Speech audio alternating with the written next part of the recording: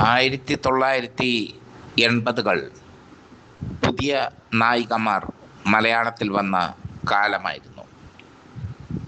അന്യഭാഷയിൽ നിന്ന് മലയാളത്തിൽ നിരവധി നായികമാർ വന്നു. മേനക അടക്കമുള്ള നായികമാർ എത്തിയത്, പൂർണിമ ജയറാം അടക്കമുള്ള നായികമാർ എത്തിയത് അന്യഭാഷയിൽ നിന്നാണ്.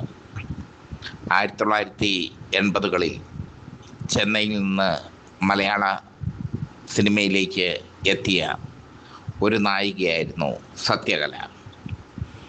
1980-ൽ പുറത്തിറങ്ങിയ കരിപുരണ്ട ജീവിതങ്ങൾ എന്ന നസീർ ജയൻ ചിത്രത്തിൽ അഭിനയിച്ചുകൊണ്ട് സത്യകല അരങ്ങേറ്റം കുറിച്ചു. ജയഭാരതിയായിരുന്നു കരിപുരണ്ട ജീവിതങ്ങൾ എന്ന ചിത്രത്തിലെ നായിക. ചിത്രം വലിയ ഹിറ്റായി മാറി. പിന്നീട് ശാലിനി, എൻ്റെ കൂട്ടുകാരി, കൊച്ചു കൊച്ചു തെറ്റുകൾ, ഒരു തിര പിന്നെയും തിര, കാളിയമർദ്ദനം, ശരവർഷം, ആ ദിവസം, അമൃതഗീതം, താളം തെറ്റിയ താരാട്ട്, കുയിലിനെ തേടി, മകളെ മാപ്പ് തരൂ, ഉണരൂ എന്നീ നിരവധി ചിത്രങ്ങളിൽ സത്യകല അഭിനയിച്ചു. അന്നത്തെ സൂപ്പർ സ്റ്റാറുകളായ മമ്മൂട്ടിയുടെയും സുകുമാരൻ്റെയും മോഹൻലാലിൻ്റെയും ശങ്കറിൻ്റെയും ഒക്കെ നായികയായി സത്യകല മാറി. സത്യകല ഒരു തരംഗമൊന്നും ആയില്ല. തമിഴിലും സത്യകല കുറച്ച് ചിത്രങ്ങളിൽ അഭിനയിച്ചിട്ടുണ്ട്. അതിൽ ഹിറ്റ് ചിത്രം ഭാഗ്യരാജിൻ്റെ ജോഡിയായി അഭിനയിച്ച മടിവരൈ കാത്തിരി ആയിരുന്നു. ഭാഗ്യരാജിൻ്റെ ജോഡിയായി അഭിനയിച്ച ചിത്രം വലിയ ഹിറ്റായി മാറി. മുന്താണൈ മുടിച്ച് എന്ന ചിത്രത്തിലൂടെ ഭാഗ്യരാജ് ഒരു തരംഗമായി മാറിയ കാലത്ത് മടിവരൈ കാത്തിരി തമിഴർ ഹൃദയപൂർവ്വം സ്വീകരിച്ചു. അങ്ങനെ തമിഴിലും മലയാളത്തിലും ഒക്കെ ഭാഗ്യം പരീക്ഷിച്ചു സത്യകല. പക്ഷേ സത്യകലയ്ക്ക് മലയാള സിനിമയിൽ ഏറെക്കാലം നിലനിൽക്കാൻ ആയില്ല. അക്കാലത്തെ തമിഴ് സിനിമയും മാറ്റങ്ങൾക്ക് വിധേയമായിരുന്നു എന്നോർക്കണം. പുതിയ പുതിയ നായികമാർ തമിഴിൽ തരംഗം സൃഷ്ടിക്കുന്ന കാലം. മലയാളത്തിൽ നിന്നും തമിഴിലെത്തിയ അംബിക തരംഗമായി മാറി. അംബികയ്ക്ക് പിന്നാലെ സഹോദരി രാധ തരംഗമായി മാറി. ഇങ്ങനെ നടിമാർ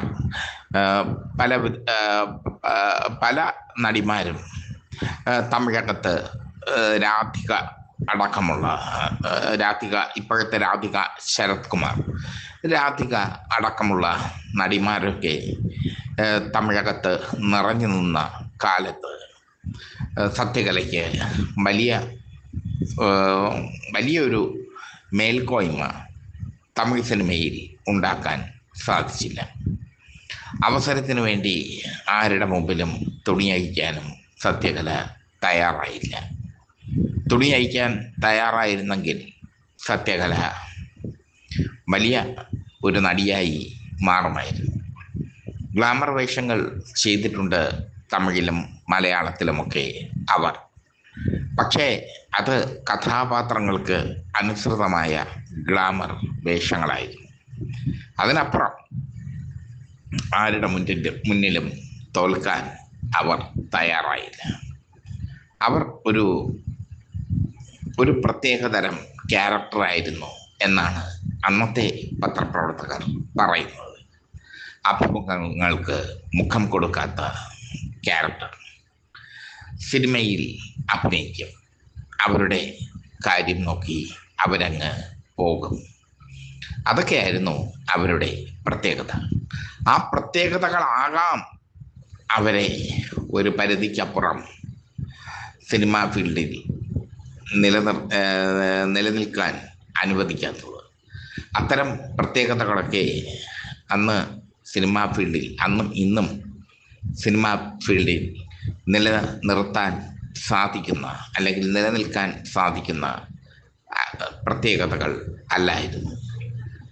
സത്യകല ഏതോ നാട്ടിലുണ്ട്, തമിഴ്നാട്ടിലാണ് അവർ ഇപ്പോൾ എന്നാണ് അറിവ്.